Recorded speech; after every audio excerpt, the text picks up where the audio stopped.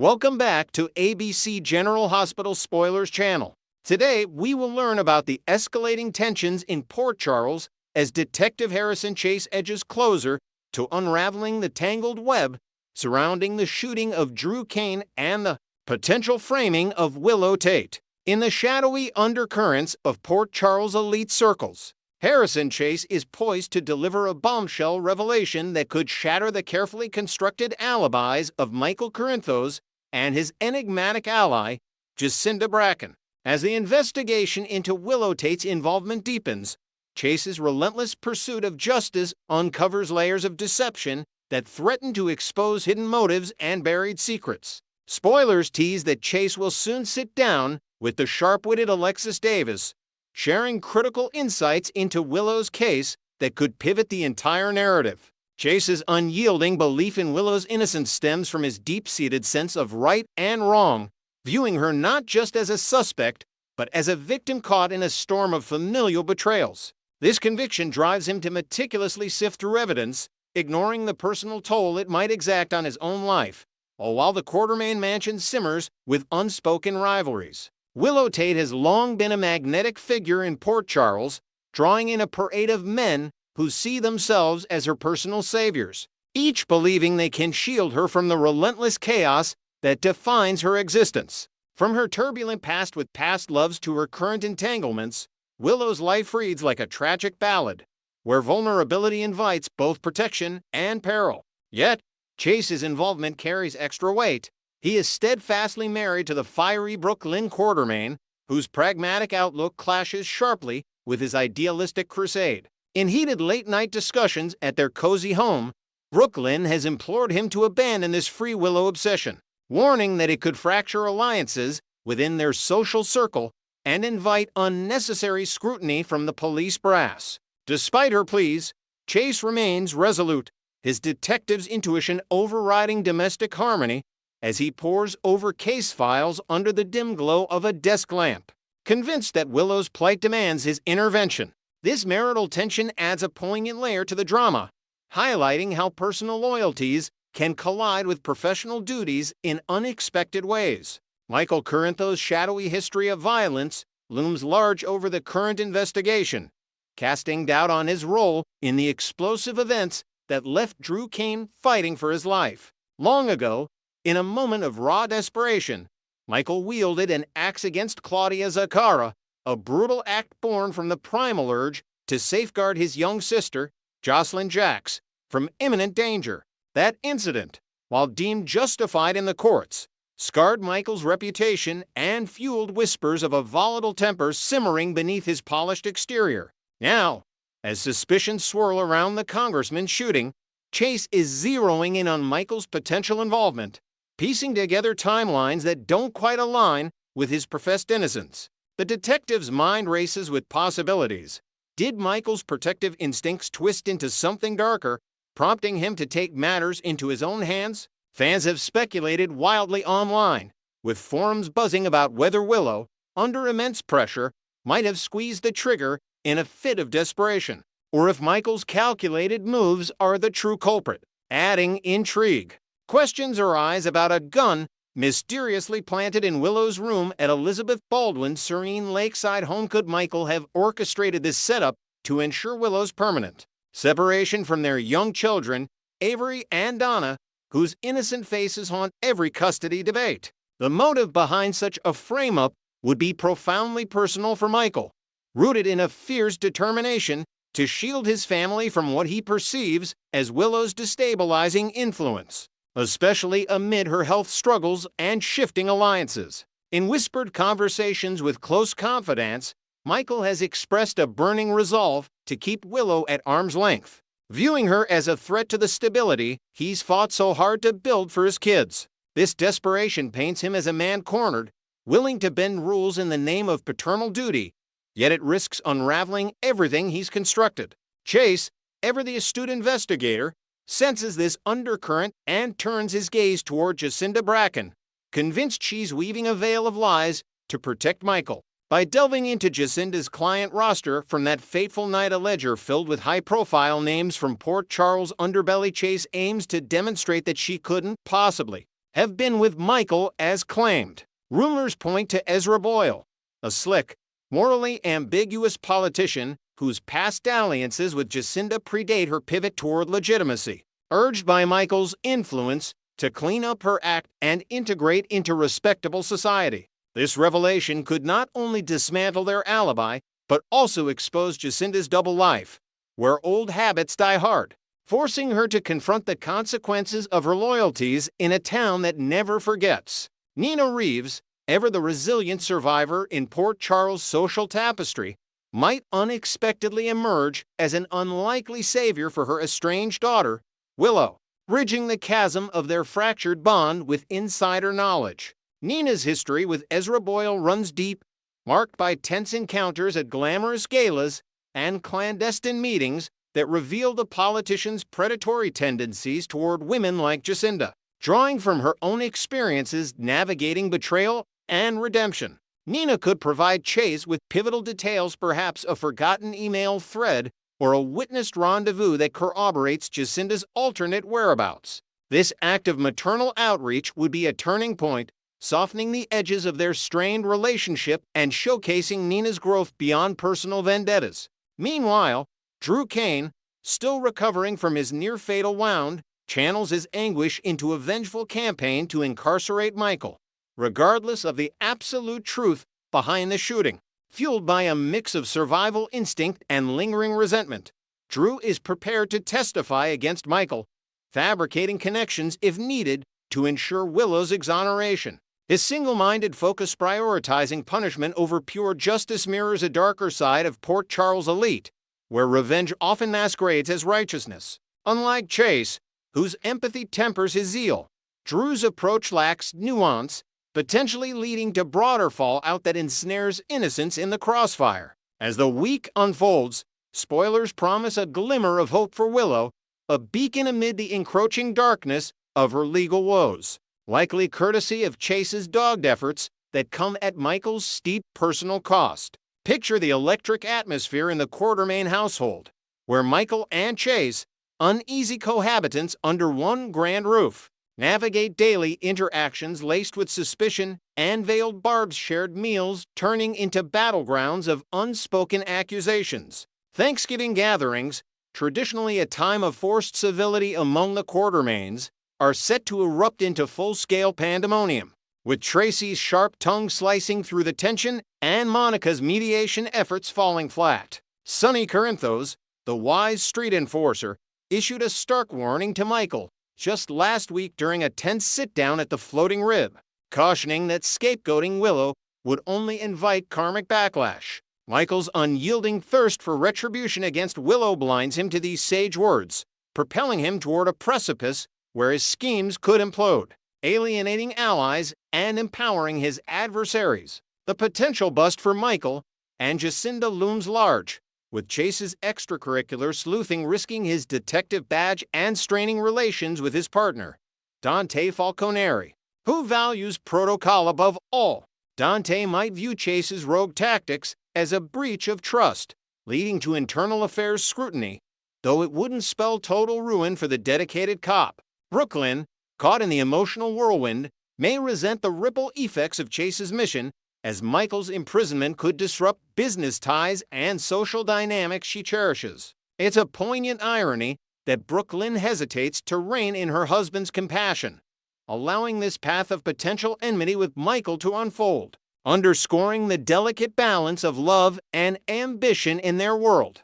Next, we will learn about the escalating tensions in Port Charles, where Jen Sidwell might be pushed to the edge, forcing his loyal enforcer Pascal to handle the erratic Professor Henry Hank Dalton in the most final way imaginable. As the shadowy experiments at the lab deepen, Sidwell's patience with Dalton's chaotic antics is wearing thinner than a frayed lab coat, hinting at a plot twist that could shatter alliances and leave bodies in its wake. Viewers have been on the edge of their seats since Dalton's demotion, watching as his defiance spirals into a potential death sentence orchestrated from the highest echelons of intrigue. Sidwell's frustration with Dalton has been building like a storm over the harbor, starting with the professor's glaring failures to push the mysterious project forward. which has stalled critical breakthroughs and exposed vulnerabilities in their secretive operation. This lack of progress wasn't just a minor setback. It eroded Sidwell's trust, leading to the humiliating reassignment of Dalton to a subordinate role under the sharp-eyed Britt Westburn, who has her own axes to grind in the cutthroat world of scientific espionage. Britt, ever the opportunist with a keen eye for self-preservation, didn't hesitate to escalate the drama by alerting Sidwell to Dalton's sneaky attempt to broker a lucrative side deal that bypassed their boss entirely, pocketing potential profits from a revolutionary tech patent that could have revolutionized Port Charles' underworld dealings. Adding fuel to the fire, Dalton's latest act of rebellion involves stonewalling the withdrawal of break-in charges against Rocco Falconeri, the young man whose unauthorized intrusion into the lab threatened to unravel their entire covert network. Sidwell and his inner circle are desperate to keep law enforcement at bay, fearing that any deep dive into the lab's nocturnal activities, rumors of bioengineered serums, and encrypted data logs could expose operations tied to powerful figures across town. Dalton, however, seems blinded by his own rage, too consumed by the sting of betrayal to weigh the catastrophic fallout, including possible raids that might implicate everyone from lab techs to high society patrons funding the project. This defiance isn't isolated. It's a pattern of Dalton prioritizing personal vendettas over the collective good, turning what should be a streamlined conspiracy into a ticking time bomb of leaks and betrayals. What makes Dalton such a volatile threat is his unpredictable nature, a wild card streak that has repeatedly upended Sidwell's meticulously laid plans, proving time and again that the professor can't be reined in like a reliable asset. From the moment he stormed out of Sidwell's opulent office in the November 13th episode, Dalton's parting glare spoke volumes of brewing mutiny, leaving Sidwell's face etched with a mix of fury and calculation, as if mentally tallying the costs of containment. This isn't mere insubordination.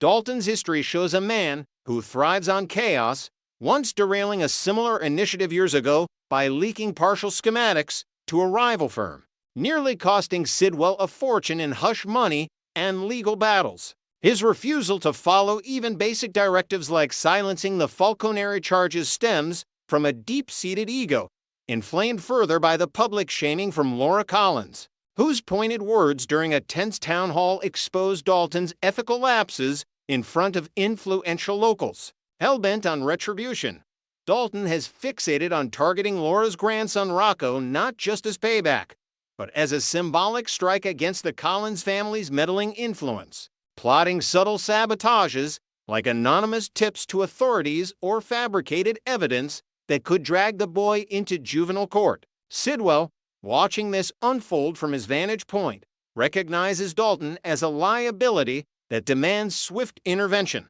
lest the professor's vendetta spirals into a full-blown scandal involving crooked cops and vengeful families. The air in Port Charles feels thicker with suspicion, with whispers among lab staff suggesting Dalton's next move might involve rallying disgruntled colleagues against Sidwell himself, amplifying the urgency for a decisive purge. If Sidwell decides to erase Dalton from the board, the task would likely fall to Pascal, the unassuming new butler at Windermere whose polished demeanor hides a lethal skill set honed in the shadows of organized crime. Pascal's transition to domestic service isn't a retirement, it's a strategic repositioning, allowing him to operate under the radar while staying close to key players like Ava Jerome and the Casa Dini remnants who frequent the estate. His expertise in handling problems dates back to darker days, where discretion was paramount, and loose ends were tied off with surgical precision. Think silenced confrontations in dimly lit alleys or staged disappearances that leave no fingerprints. Sidwell, ever the chess master, would see Pascal as the ideal operative, loyal, efficient, and versed in the art of making threats vanish without a trace, ensuring the lab's secrets remain buried alongside any fallen pawns. As tensions peak, Pascal's subtle nods during staff meetings hint at his readiness, his eyes scanning for orders amid the clink of silverware and murmur of estate gossip, positioning him perfectly to intercept Dalton's erratic path before it collides with greater dangers. Pascal's enforcer roots run deep, vividly demonstrated during his oversight of the infamous Five Poppies Resort, a once glamorous hideaway that doubled as a nexus for illicit dealings under Sidwell's indirect control. There, Pascal wasn't just managing guest lists. He was the silent architect of security, quelling uprisings among shady investors with a blend of intimidation and finality, recalling one notorious incident where a double-crossing supplier met an untimely end during a midnight accident on the resort's treacherous cliffs, all while Pascal ensured the cover story of a drunken fall held up under scrutiny. This experience has equipped him with an arsenal of tactics, from tampering with vehicles to exploiting personal weaknesses, all executed with the calm of a concierge arranging a late checkout. Sidwell, drawing on these memories, might summon Pascal for a clandestine briefing in the resort's abandoned wing, outlining Dalton's elimination as a necessary cleanse to refocus the project on viable paths, perhaps involving a fabricated lab mishap with volatile chemicals that mimics an explosive oversight. The beauty of Pascal's involvement lies in its deniability.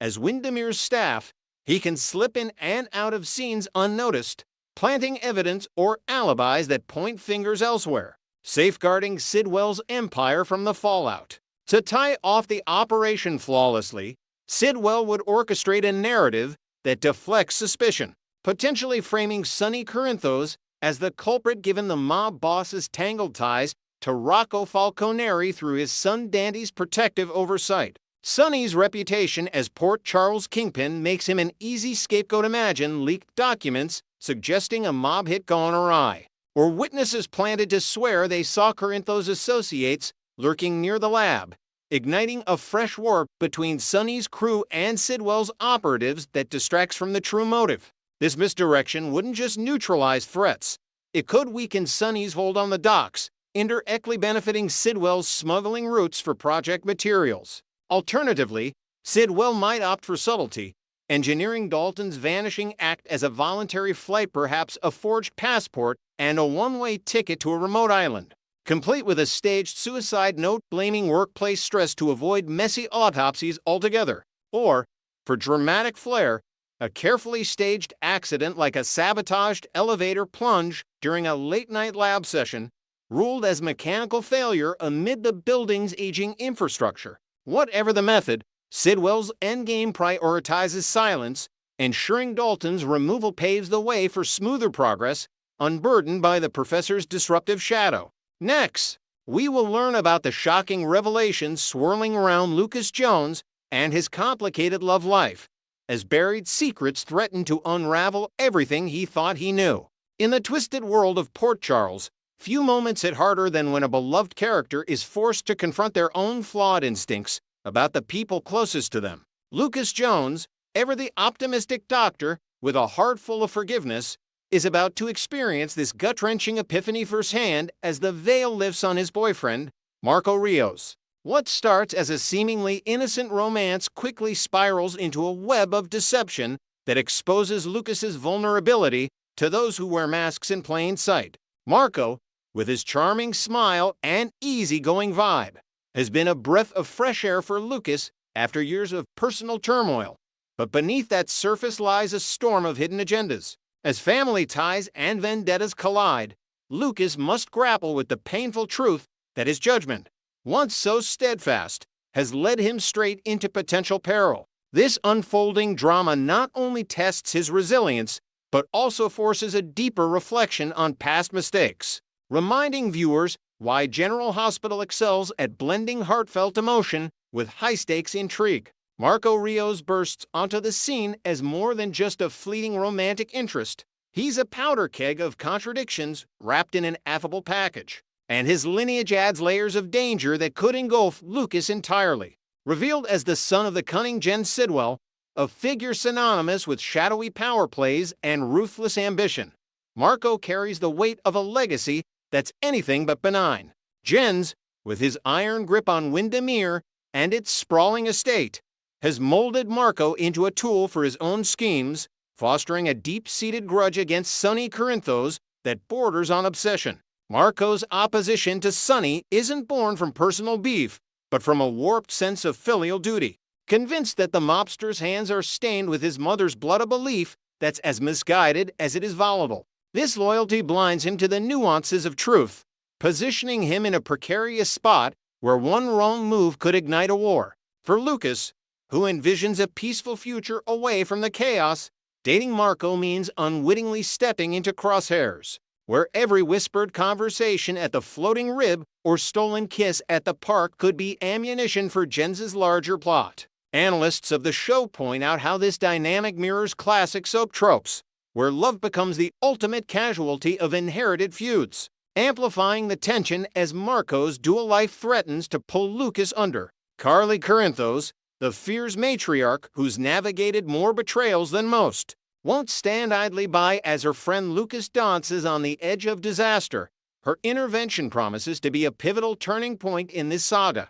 With her razor-sharp intuition honed from years of protecting her own from threats like Sonny's rivals, Carly has long suspected the undercurrents surrounding Marco and his ties to Jens. She'll pull Lucas aside for one of those intense, no-holds-barred talks, perhaps in the dimly lit corner of Kelly's diner, steam rising from untouched coffee cups laying out the facts with unyielding clarity. Carly knows Jens's history all too well, the manipulations, the alliances forged in backroom deals, and the way he wields influence like a weapon to dismantle anyone in his path. Her warnings won't just be protective, they'll be laced with personal anecdotes from her own brushes with similar deceptions, urging Lucas to see the red flags waving in Marco's evasive answers and sudden disappearances. This confrontation could strain their friendship temporarily as Lucas defends his choices, but it ultimately plants seeds of doubt that grow into a full-blown reckoning. In the broader narrative arc, Carly's role here underscores her evolution from impulsive firebrand to wise guardian, adding emotional depth to what might otherwise be a straightforward cautionary tale. As the dust settles from Carly's revelations, Lucas finds himself peering into the mirror of his own history, where old wounds reopen and force him to question the black and white verdicts he's issued on those who've wronged him. Chief among these ghosts is Brad Cooper, the sly opportunist whose betrayal once shattered Lucas's trust and led to an irreversible rift. Back then, amid the fallout of lies piled upon lies, switching babies, covering tracks, and dodging accountability, Lucas drew a hard line, casting Brad out of his life with words that cut deeper than any scalpel. He labeled Brad a perpetual schemer, a man incapable of genuine change, whose every move reeked of self-preservation over loyalty. Yet, in the quiet aftermath of learning Marco's secrets, Lucas can't help but draw uncomfortable parallels, realizing that his snap judgments might have overlooked the gray areas in Brad's chaotic existence. Port Charles has a way of cycling back to these moments, where redemption arcs tease audiences with the possibility of second chances, and Lucas's internal turmoil becomes a catalyst for growth. This self-examination isn't just plot fodder, it's a masterful exploration of human frailty, showing how one deception can illuminate flaws in our own moral compass. Brad Cooper remains a standout in General Hospital's roster of complex anti-heroes, blending sharp wit with a vulnerability that keeps fans rooting for his comeback despite his laundry list of misdeeds. What elevates Brad beyond a simple villain is his tragicomic flair. Think of his deadpan quips during tense board meetings at the hospital, or his sly negotiations that always teeter on the edge of disaster. When he lied to Lucas, it wasn't born from malice alone, but from a desperate bid to hold onto the life he'd clawed his way into, especially after Portia Robinson slammed the door on any olive branch. Portia's refusal, rooted in her own principles of justice, left Brad cornered, resorting to blackmail not as a hobby, but as a survival tactic in a town where the elite feast on the vulnerable. Sure, it was wrong, ethically bankrupt, even, but in the cutthroat ecosystem of Port Charles, where secrets are currency, Brad's choices reflect the harsh realities many face when options dwindle. Compared to Marco's vengeful path, Brad's infractions seem almost quaint, driven by personal desperation rather than a grand vendetta, which invites sympathy even as it condemns. Fans adore how the show humanizes him, turning what could be a one-note character into a mirror for real-world struggles with integrity under pressure. That final, blistering confrontation between Lucas and Brad lingers like a bad aftertaste, replaying in Lucas's mind as he navigates the Marco mess and highlights the irony of his own hasty condemnations. Lucas's words then were fire, accusations of unchanging patterns, of Brad forever lurking in shadows to extort favors from the unwary, painting him as irredeemable. In retrospect, those barbs hit home because they echoed Brad's reality, yet they ignored the systemic barriers that pushed him their Porsche's unyielding stance, the social ladder greased with deceit, and a family legacy of dodging consequences. Brad's good intentions, as flimsy as they were, aimed at securing a sliver of stability in a world that repeatedly kneecapped him, much like how Marco clings to his misguided revenge for a sense of purpose. This parallel doesn't excuse Brad's actions, but reframes them, suggesting that survival in Port Charles often demands moral compromises that blur the line between victim and villain. For the audience, it's a poignant reminder that the show's strength lies in dissecting these ambiguities, where characters like Lucas learn that true wisdom comes from empathy, not absolutism, potentially paving the way for reconciliation if Brad ever saunters back into the frame. Diving deeper, Brad's not the monster Lucas once branded him. In the grand tapestry of General Hospital, he's a survivor whose flaws make him relatable, contrasting sharply with the colder machinations of someone like Marco. While Marco's driven by a fabricated vendetta believing Sonny orchestrated his mother's demise, without irrefutable proof Brad's sins were intimate, born from love gone awry and the fear of losing everything. Porsche's rejection was a turning point, a professional door bolted shut that forced Brad into the shadows, where blackmail became his improvised key. It didn't make him right, but it humanized the desperation, especially when juxtaposed against Marco's privileged yet poisoned upbringing under Jens's thumb. Brad's antics, for all their harm, stemmed from a desire to protect his makeshift family, whereas Marco's path risks broader destruction, endangering innocents like Lucas in the crossfire. This distinction elevates Brad in the eyes of longtime viewers who see in him a chaotic good amid the show's darker forces, urging Lucas and us to look beyond surface betrayals to the motivations beneath. On a lighter note, the sheer entertainment value of Brad's return can't be overstated. Imagine the sparks flying if he and the late Brit Westburn's spirit or a flashback reunited for another nurse's ball spectacle, their banter slicing through the glamour like a hot knife. Those red carpet moments were gold, Brit's icy elegance clashing with Brad's irreverent jabs, trading barbs about gowns, grudges, and the absurdity of Port Charles high society. Losing that dynamic left a void, and with Marco's drama heating up, Brad's comeback could inject much-needed levity, perhaps during a gala where secrets spill amid champagne toasts. Their chemistry was the kind that steals scenes, reminding us why General Hospital balances heartbreak with humor, and fans are clamoring for more of that snarky interplay to offset the heavier plot lines.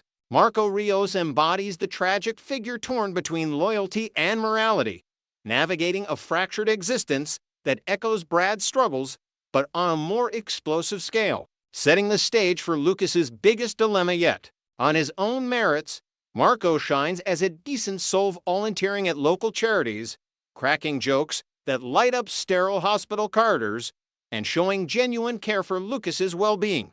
But familial bonds chain him to Jens's orbit, where right twists into whatever serves the family empire, much like Brad's detours served his survival. Marco's revenge fixation stems from a fabricated narrative, the conviction that Sonny pulled the strings in his mother's untimely end, a tale Jens has spun with masterful precision, ignoring forensic evidence or alibis that point elsewhere. This delusion, nurtured in Windermere's echoing halls filled with dusty portraits and whispered plots, leaves Marco no room for objectivity, turning potential ally into adversary. Jens, whether truly convinced or using the story as a smokescreen for his power grab, ousting Sonny to claim dominance in the underworld, has doomed Marco to this internal war. where personal happiness clashes with inherited hate. Even if Jens harbors doubts about Sonny's guilt, his manipulations serve a colder purpose: consolidating control, leveraging old wounds to rally forces against a common foe, all while Windermere looms as a fortress of intrigue.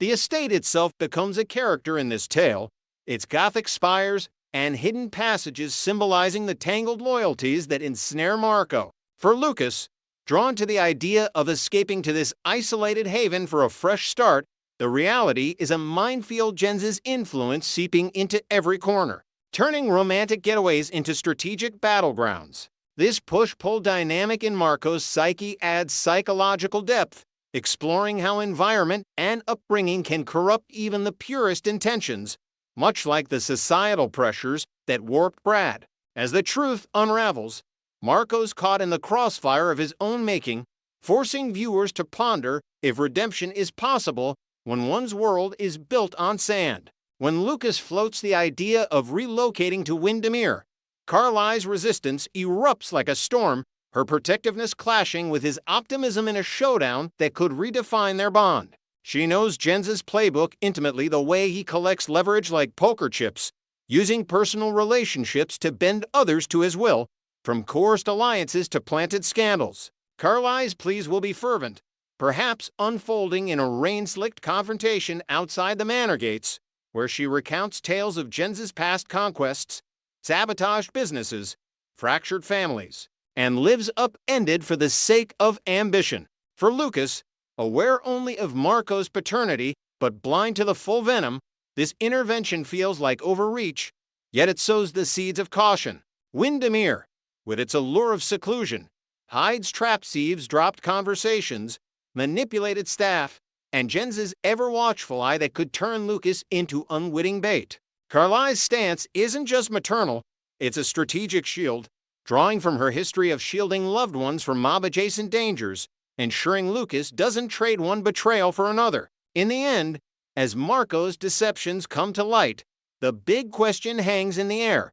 Could this scandal reopen the door for Brad Cooper to worm his way back into Lucas's good graces, offering a shot at mending what was broken? If Brad resurfaces, perhaps slinking into town with a scheme or a sincere apology, the parallels between his past lies and Marco's current ones might finally humanize him in Lucas's eyes. Brad's return could spark awkward encounters at the hospital, where old resentments bubble up amid professional obligations, leading to tentative truces built on shared regrets. This potential reconciliation wouldn't erase the hurt, but could foster growth, with Lucas seeing Brad's flaws as survivors' scars rather than defining traits. For the show, it's a ripe opportunity to revisit fan-favorite dynamics, blending nostalgia with fresh drama, and proving once again that in Port Charles, no bridge is truly burned for